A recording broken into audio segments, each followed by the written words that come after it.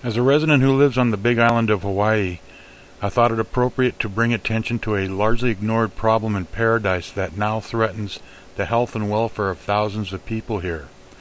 The problem is poisonous gases that rush into the air from magma deep under the surface. Of course, there has always been the obvious threat of volcanic eruptions and devastating lava flows, but these flows generally affect only a small slice of land at a time, from the opening down to the sea. Considering the enormous size of the Big Island and Mauna Loa, which is the island's most active volcano, the molten lava devours relatively few homes. Your odds of being wiped out by a tornado, hurricane, or flood are much greater in the rest of the country.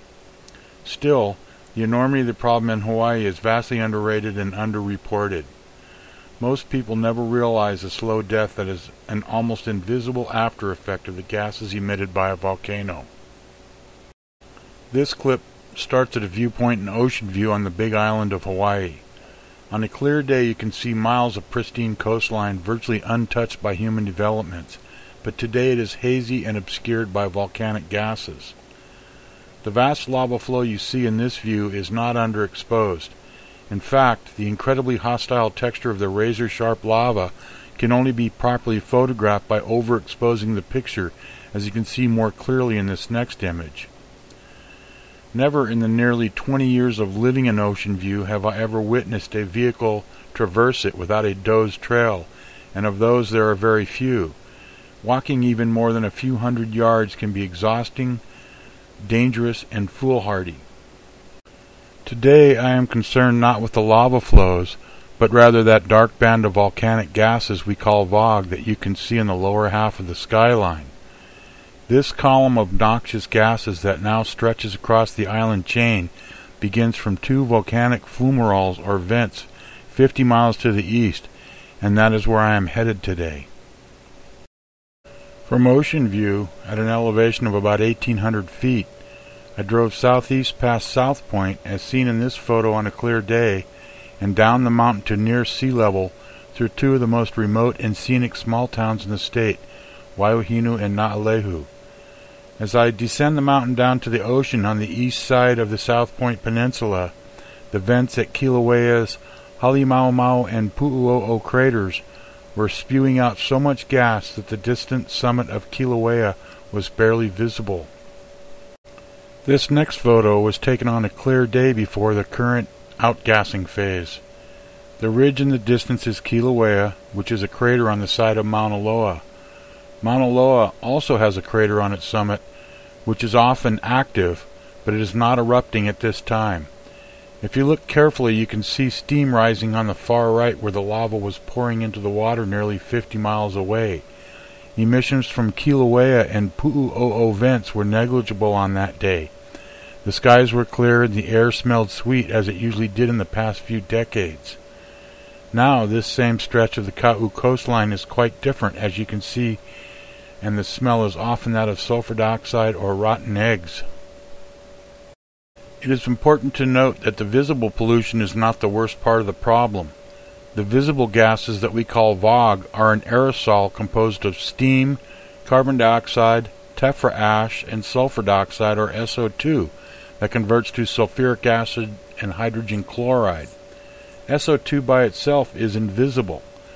This aerosol is not as harmful as the SO2 on the human body, but it does increase the acidity of the rainwater, which is harmful to crops and leaches lead out of the ground, and plumbing, which then ends up in the water supply.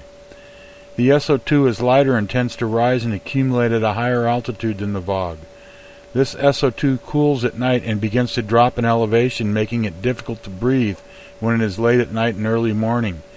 People with asthma are particularly susceptible to SO2 irritation, and recent studies show that this pollutant increases the percentage of the population with asthma, bronchitis, and other lung ailments.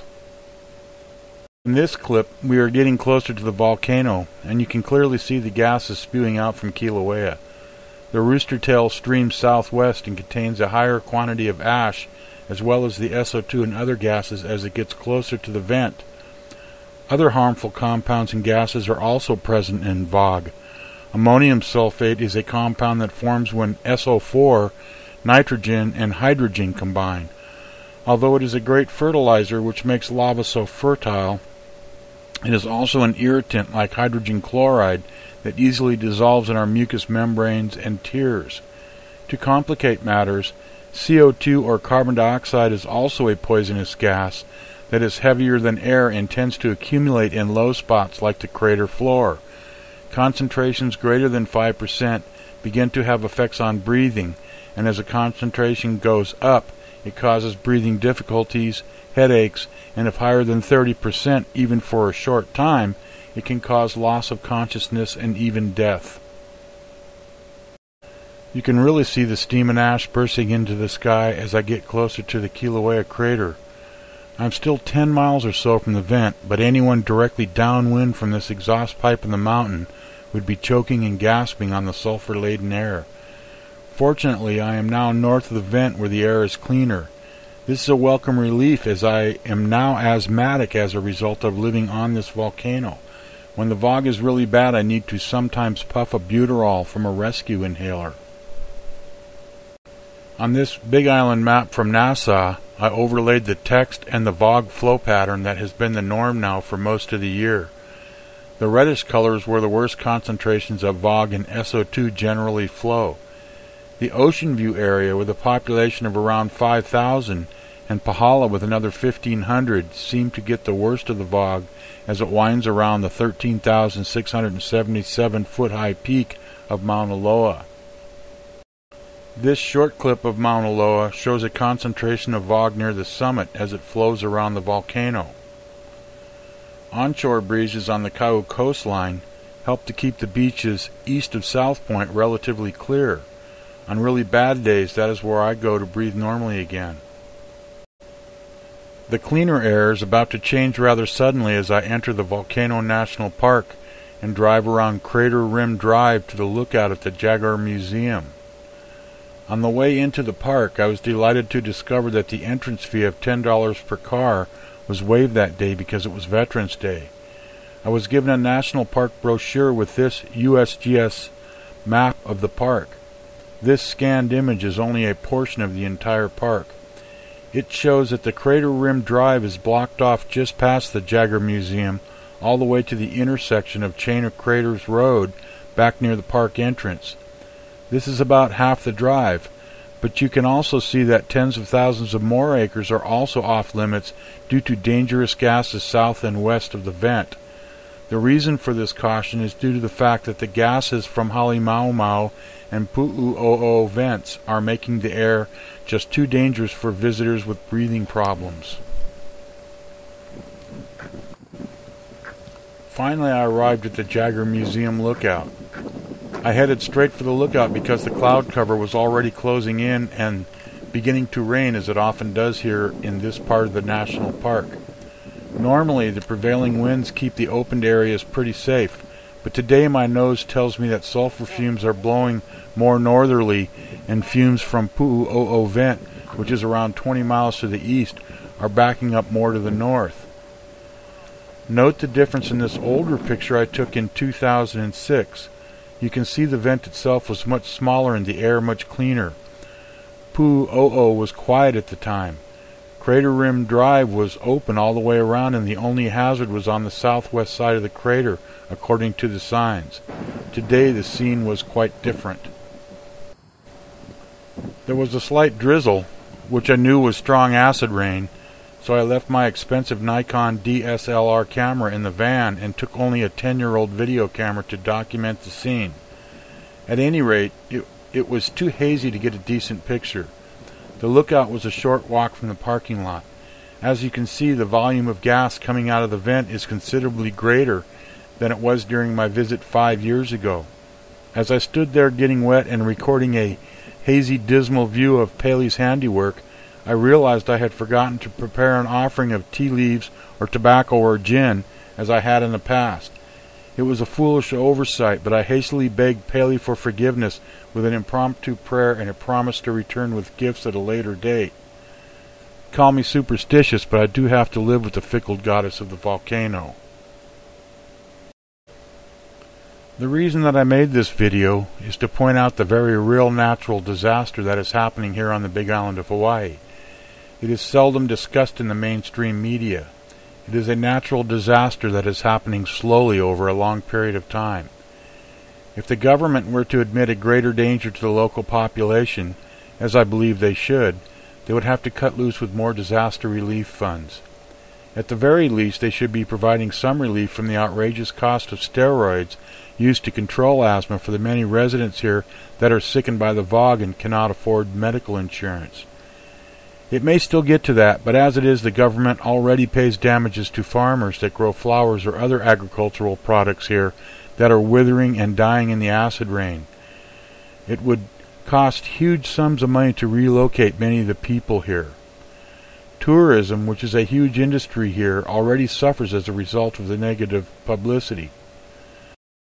The fact is that the high-priced resorts on the Kohala coast, on the western side of the island, also had an annoying VOG index for the past year or so. I worked as a photographer for a while in one of the major resorts in Kohala, and the haze was a constant problem for photographers. There was rarely ever a nice blue sky to give contrast to the clouds and color to the water. Every scenic shot looked washed out and grayed. Both native plants and introduced plants in my own garden are now showing very destructive signs of acid rain and drought that has persisted now for years, much of it due to local weather influenced by the volcano. It is important to understand that local weather is not the same as global weather in Hawaii. Most of the rain in the mountainous regions of the islands is a result of moist convection currents rising in the daytime and raining back down as it cools at altitude. We call this Mauka showers. Mauka means mountain in Hawaiian, and Mauka showers are normally very predictable. Here in Ocean View, the cloud cover comes in nearly every day in the afternoon, just like clockwork. Lately, clouds form earlier in the day because the chemicals in VOG bond with water molecules more easily than the regular dust particles to form water drops. Global weather patterns that bring low-pressure storms from the west and the south are much less acidic. The residents here pray for these kinds of storms because they bring clean water and much-needed relief from the stringent sulfur compounds in the air these days. Although the VOG tends to predominantly follow the path as illustrated, shifting winds can blow VOG to the eastern side of the island as well. When it is clear skies in Ka'u and Kona, it is an indication that the VOG has shifted to the Hilo side of the Big Island. Eventually, the trade winds carry it all to the entire island chain to the northwest of the Big Island. Even 250 miles away on Oahu, residents occasionally experience heavy VOG days. If the winds die down and the concentration of VOG piles up, then finally blows towards populated areas, it can get so thick that cars need headlights turned on to be safely seen. I must say that in spite of the discomfort and economic depression in the region, most residents are still here by choice. In fact, this island is growing day by day, and the hot lava that poisons the air and incinerates the land as it runs its course to the sea is manna from heaven that gives back some of the most fertile land in the world. These pictures were taken from the Helena Pali Lookout on Volcano National Park, less than an hour's drive from the Kilauea crater. It overlooks some of the newest land in Hawaii and the United States of America. Today the wind was blowing onshore from the southeast. The air was clear, the temperature was perfect, and the view was fabulous. I could see for 100 miles in either direction. Even in this relatively new land, there is new life-taking root, and a sheltered bird sanctuary like this remote estuary in the scene below. This is truly God's handiwork at play. On this day and in this magical place, I felt as if I was truly the emperor of all I surveyed.